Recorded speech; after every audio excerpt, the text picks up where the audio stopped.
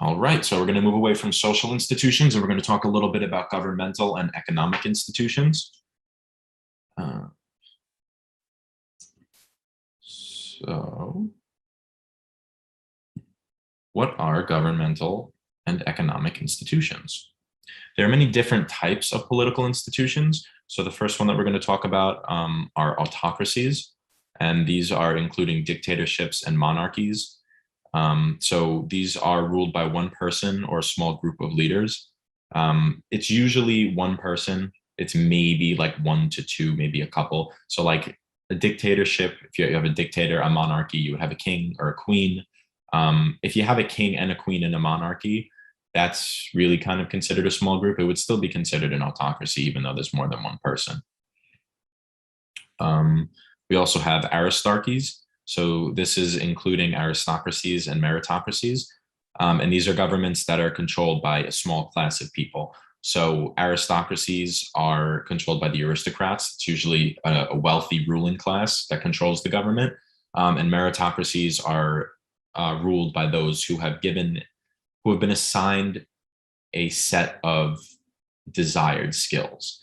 So it's usually, again, a smaller group of people. But aristocracy is the main form of aristarchy that you'll come across. Authoritarianism, including totalitarianism, which is probably the most common form, is a government with unelected leaders. And basically, in a totalitarian government, they control every part of the civilian's life. So they control the government, and they also control a lot of its people's private lives as well. So democracies, including direct democracies and representative democracies, are structures in which elected leaders are chosen by the citizens. So while power belongs to the citizens, the extent of the decision-making power may vary across different communities. So what that means, if we're talking about like disenfranchisement and like voting power in the United States, we could see that maybe, across different groups, certain people don't have the same access to voting polls, certain people don't have the same voting powers as others. So while there is power to the people, it's not always evenly distributed. So direct democracy would be everybody voting directly for a specific issue, and representative democracy would be voting to elect a representative who would make decisions. And in a lot of modern governments, there's a mix between the two. So even in the United States, there's a mix. We have referendums in the United States, which is a direct vote on issues. So that's a form of direct democracy. And then most of our other legislation is generated through representative democracy. We elect state representatives, town representatives, federal representatives. And like I said, most governments are a mix of the two. And then we have oligarchies. And a theocracy is considered an example. So that's when nations are ruled by a small group of elected or unelected leaders. So while they may be elected, the group usually has little to say in decision making. So oligarchies are basically autocracies. They're just slightly bigger. It's usually a group of people, maybe a group of rich people.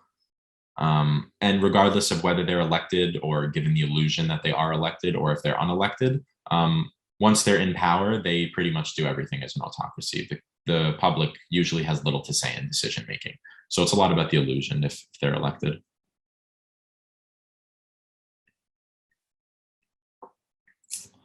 Okay, so looking a little bit more at the economic part, the economic institution, we'll take a look at the different types of economies that you may come across. So the first one I want to talk about is a command economy.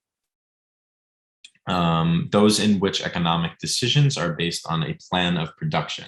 So the means of productions are owned by the state. So it's also known as a planned economy because the means are owned by the state and the entire economy is planned out by the state. So they will assign jobs, they will assign sectors, and they will basically control the economy, which is very different from a market economy, which is basically the exact opposite.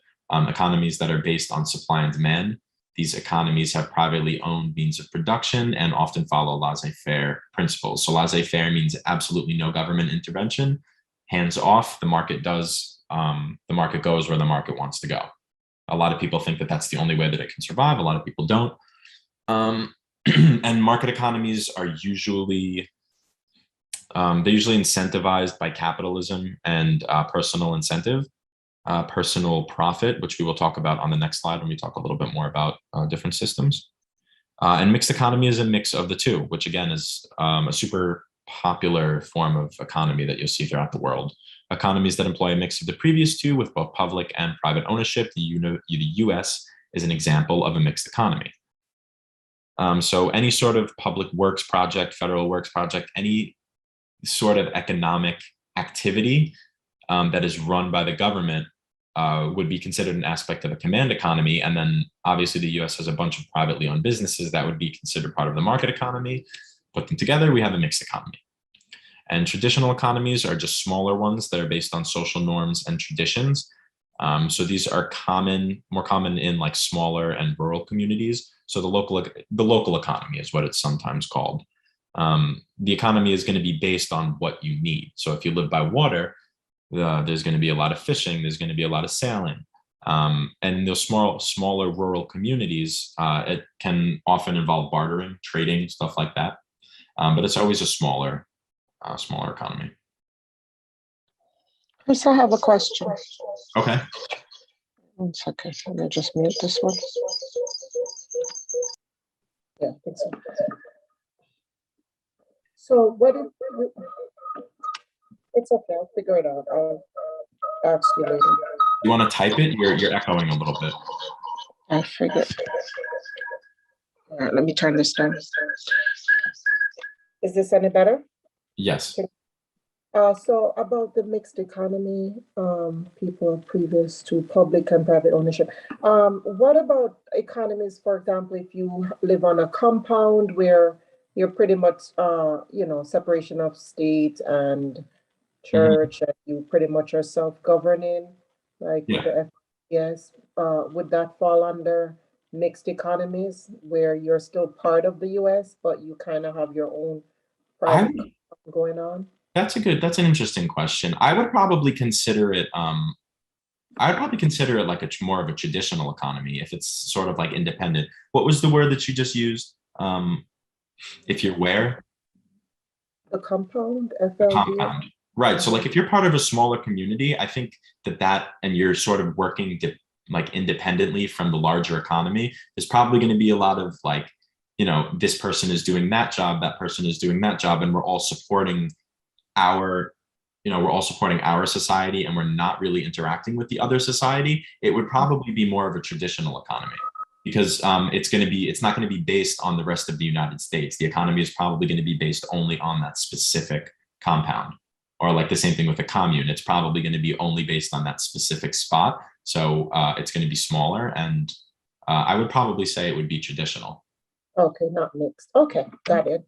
Yeah, good question. So with these economies, they can, if you're not a part of the US, I guess this is beyond. You can have your own laws like polygamy and stuff. Mm-hmm. Maybe. Yeah, never mind. Okay. Cool. I like the question though. Okay, so within these types of governments, we see other systems.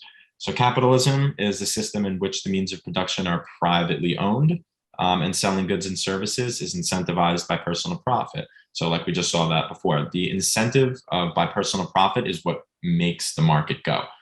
The personal profit and supply and demand is what keeps market economies going. So socialism is a system in which resources are collectively owned. So goods in the system are created directly for human use rather than for profit. So in a completely socialist system, we're not creating goods to sell them for profit. We are creating goods because someone needs the goods. There is no personal profit. Everybody has a job. Everybody creates the products specifically for what needs to be used. And the economy is usually centrally controlled by the government. So theoretically, a completely socialist country would most likely be a command economy as well. And communism obviously is a super advanced form of socialism, where there is common ownership of everything. There are no classes, there is no money, and there are no states. So welfare capitalism is a capitalist system with an extensive social welfare program. So it's sort of a blend between capitalism and socialism. And a lot of the countries in Europe subscribe to welfare capitalism because they are capitalist systems. They do have free market aspects to them, but they have, for example, a lot of them have like subsidized medicine or single payer systems, which would be considered an extensive social welfare program. So it's sort of a blend between capitalism and socialism.